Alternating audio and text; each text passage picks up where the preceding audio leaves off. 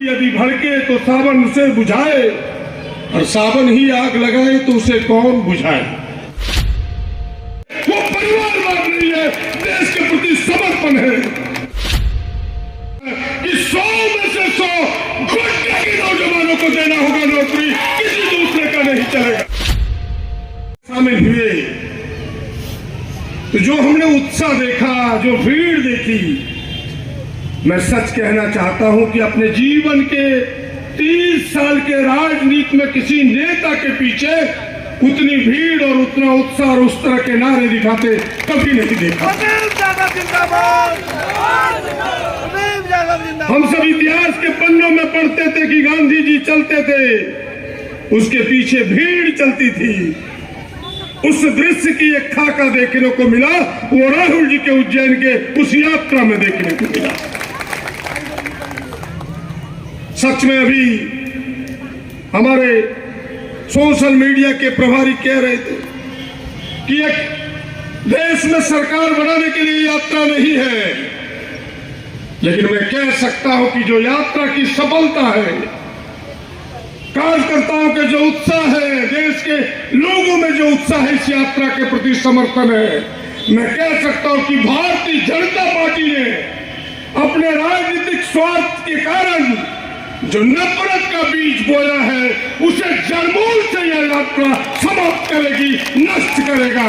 फिर से एक बार इस देश में हिंदू, मुस्लिम, सिख, ईसाई हम सब है, भाई भाई का नारा गगनभेदी नारा की तरह गूंजेगा। मजबूत होगा देश की एकता और अखंडता, बड़े दावे के साथ कह सकता हूं।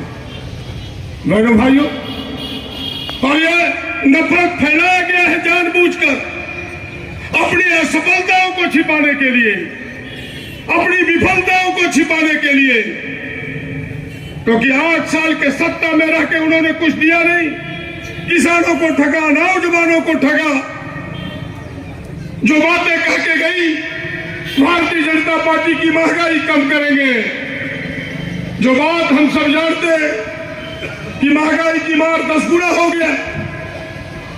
जो तेल किरोसिन कांग्रेस के जमाने में 2 रुपया 20 पैसा लीटर मिलता था, आज 105 रुपया लीटर भारतीय जनता पार्टी हमें दे रही है। जो यूरिया के बोरे 140 रुपये में कांग्रेस हमें देती थी, आज 600 रुपये में भी हमें यूरिया का बोरा पैकेट नहीं मिलता।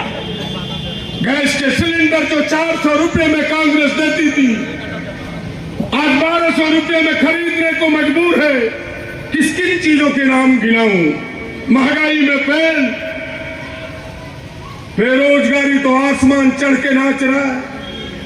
अभी युवा मोर्चा के युवा कांग्रेस के प्रदेश अध्यक्ष बता रहे थे आप सबको कि साल में 1 करोड़ लोगों को रोजगार देने की बात उन्होंने कही, नौकरी देने की बात कही। और लोकसभा में जो आंकड़े प्रस्तुत किया उन्होंने, इन 8 वर्षों में 3.5 करोड़ लोगों की नौकरी चली गई, दिया तो कुछ नहीं। बहनों भाई, ये हालात है। कांग्रेस जेएमएम गठबंधन की सरकार है यह सरकार प्रयास कर रही है कि एक प्रयास लगता है कि यह सरकार कुछ करना चाहती है। सरकार ऐसी होनी चाहिए जो गरीबों के लिए करे, आम लोगों के लिए करे। दिल्ली की सरकार कर्जे माफी करती है तो किसानों का नहीं। अडानी और अंबानी का 9 लाख करोड़ कर्जे माफ कर दिया, उन अरबपतियों का, कॉर्पोरेट घरानों का, हम सबों का कुछ नहीं किया। मैं बधाई देना चाहता हूं कांग्रेस जेएमएम गठबंधन की सरकार को। कम से कम किसानों की सुधी लेते हुए इन्होंने 50,000 तक की कर्जे की माफी की है। मैं इस मंच से बधाई देना चाहता हूं कि सरकार ऐसी हो जो जनता के लिए, आम जनों के लिए, किसानों के लिए सोची। एक निर्णय और झारखंड की सरकार ने आलमगीर साहब के, जो हमारे कांग्रेस के नेता उस सरकार में नेतृत्व कर रहे हैं कांग्रेस की हिस्सेदारी का, कि 60 वर्ष से सबको पेंशन मिलेगा। देश के सबसे पहला राज्य है जिसने इतने बड़े पेंशन स्कीम की घोषणा की है। मैं इसलिए इन चीजों का उदाहरण दे रहा हूं कि सरकार ऐसी हो जो आम जनों के लिए करे। सरकार ऐसी नहीं हो कि अपने काम न कर सके और हिंदू मुसलमान के, मंदिर मस्जिद के झगड़े लगाकर केवल वोट की राजनीति करे। मैं तो कहा करता हूं, एक गाना मुझे बार बार, मैं उस गाने को कभी विधानसभा में, कभी यदि भड़के तो सावन उसे बुझाए, और सावन ही आग लगाए तो उसे कौन बुझाए। कहानी यही है।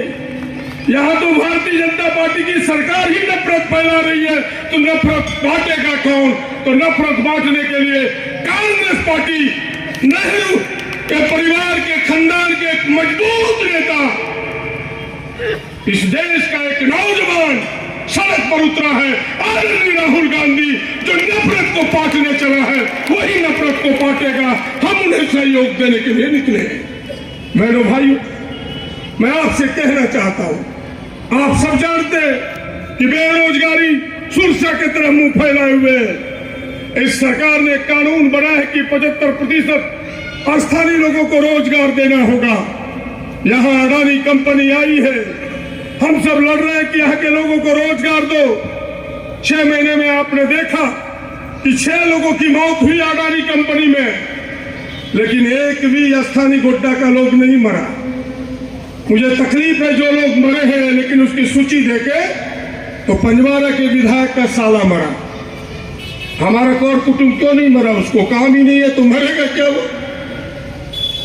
100 में से 95 लोग बाहर के हैं। मैं इस सभा के माध्यम से इसलिए इस बात को कहना चाहता हूं कि हम रोजगार दिलाने के लिए चले हैं। हम इस लड़ाई को लड़ रहे हैं कि अडानी कंपनी जो गोड्डा में आई है, एक बार तो यह गोड्डा की जनता लड़ी तो किसानों को जमीन का दाम मिला। अब दूसरी लड़ाई गोड्डा को लड़ना है कि 100 में से 100 गोड्डा के नौजवानों को देना होगा नौकरी, किसी दूसरे का नहीं चलेगा। और इसकी लड़ाई हम सब लड़ने वाले हैं। कांग्रेस पार्टी इसका नेतृत्व कर रही है। आप सबका सहयोग चाहिए, आप सबका उस आंदोलन में कदम से कदम मिला के चलना निश्चित होना चाहिए। मैं ये कहना चाहता हूं आप सबों से, बहनों भाई, एक काम इस सरकार ने करने का प्रयास किया है। मैं उस और जाना नहीं चाहता, फिर से अपनी बात को छोटा करते हुए कि आइए, यह जो भारतीय जनता पार्टी नफरत फैला करके बार बार एक ही बात को कहेगा कि नहीं हम परिवारवाद का विरोध करते। हमने कहा कौन सा परिवारवाद?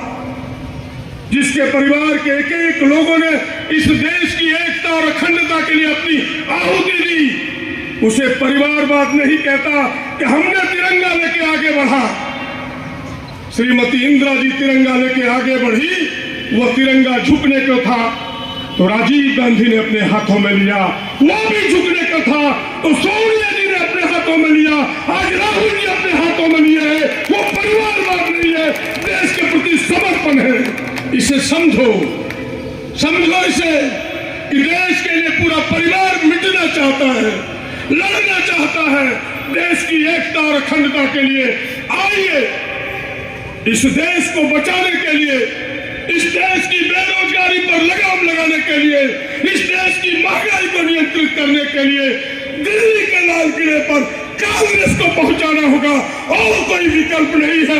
इन्हीं